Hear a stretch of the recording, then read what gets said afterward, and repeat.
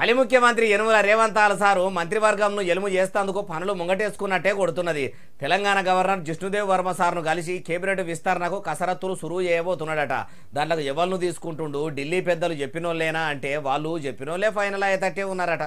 మొన్నటిదాకా అసెంబ్లీ సమావేశాలు, బడ్జెట్ సమావేశాలు, కులగణన survey, BC reservation bill, SC వర్గీకరణ బిల్లు మీద బిజీగా ఉన్న ముఖ్యమంత్రి యనుమల రేవంత్ సారు కొంచెం తీర్పాటకం చేసుకుని ఇప్పుడు కేబినెట్ ఎలుము చేస్తేందుకు మనసు పెట్టిండు. తెలుగు కొత్త సంవత్సరం ఉగాది పండుగ నాడే కొత్త మంత్రివర్గం మంత్రుల పేర్లు చెప్పాలని చూసినా గానీ నవగ్రహాలు నక్షత్రాల నడమలకెళ్ళి పెద్దపిట్టలోలే పెద్ద కాళ్ళు వేసుకొని చూసినాయో ఏమో గానీ అనుకున్నట్టు కాకున్నా గానీ ఇప్పుడు మంత్రులను ఎంపిక చేసే పనిలోనే పడ్డాడట. ఇక ఎవరెవలకు ఏ మంత్రి పదవి ఇయ్యాలనో ఎవలను సముదాయించాలనో తెలియక ముఖ్యమంత్రి సారు నడినెత్తిలో ఉన్న పానం అరికాలకు వచ్చినంత పని అవుతుందట. తెలంగాణ రాష్ట్రంలో రైతులు సాగునీళ్లు అందక పంట పొలాలు ఎండిపోతున్నాయని బాధను భరించలేక బలిమీటికి మనసు సెంచరీల్లి జీవిలు తీసుకుంటున్నా గానీ పల్లెల పంట ప్రజలు దూపా అనుకుంటా నోట్లే పదన ఆరిపోయేదాకా నోరు తెరిచి అడుగుతున్నా అవేవి పట్టనట్టు సర్కారుకు వాళ్ళ ఉసురు ముట్టనట్టు ముఖ్యమంత్రి సారు మంచిగా మంత్రి పదవుల పంపకాల పనుల్లో ఫుల్లు బిజీగా ఉన్నాడు.